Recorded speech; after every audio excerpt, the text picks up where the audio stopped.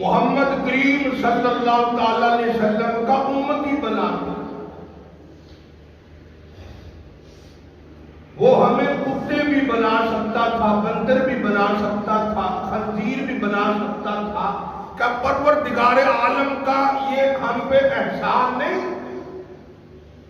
پھر نبیوں کے نبیوں کا امتی بنا۔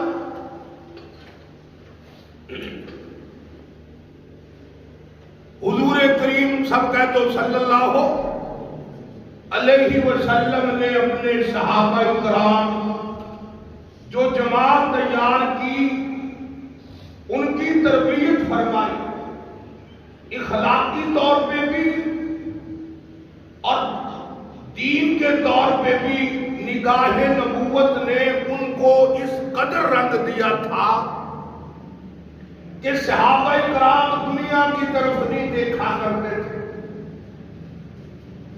بڑی بڑی مشکلوں سے حضرات صحابہ کرام کو دوچار ہونا پڑا۔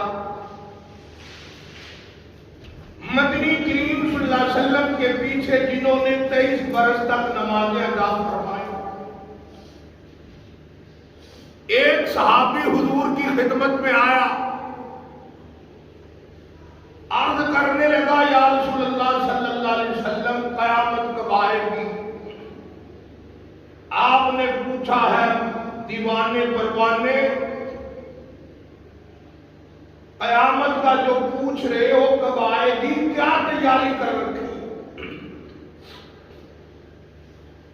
میرے تیرے جیسا ہوتا تو کہتا میں نفل بڑے پڑے ہوئے ہیں، نمازیں بڑی ادا کر رکھی ہیں، صدقہ زکات میں بڑا کیا ہوا ہے، حج بڑے کر رکھے ہیں۔ لیکن جناب مدنی کریم صلی اللہ تعالی علیہ وسلم کا دیوانہ پروانہ جانسار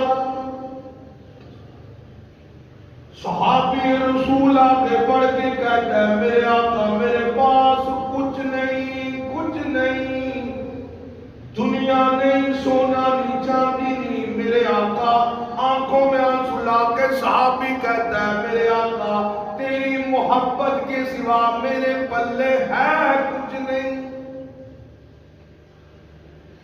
ارشاد فرمایا مدنی کریم صلی اللہ تعالی علیہ وسلم نے اور لوگوں قیامت میں آخرت میں آدمی اسی کے ساتھ اٹھے گا جس کے ساتھ محبت کرتا ہوگا۔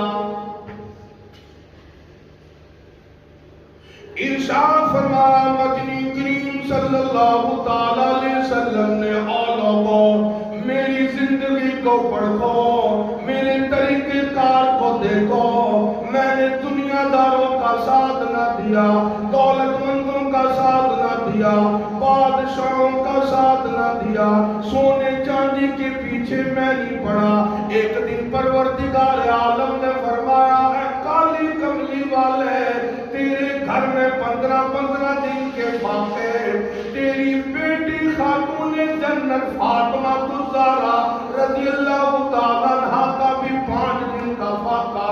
اے کالی کملی والے اگر آپ حکم دو تو میں احد پہاڑ کو سونے کا بنا دوں اور جدھر کو حکم کروں آپ کے ساتھ ساتھ چلا کرے گا۔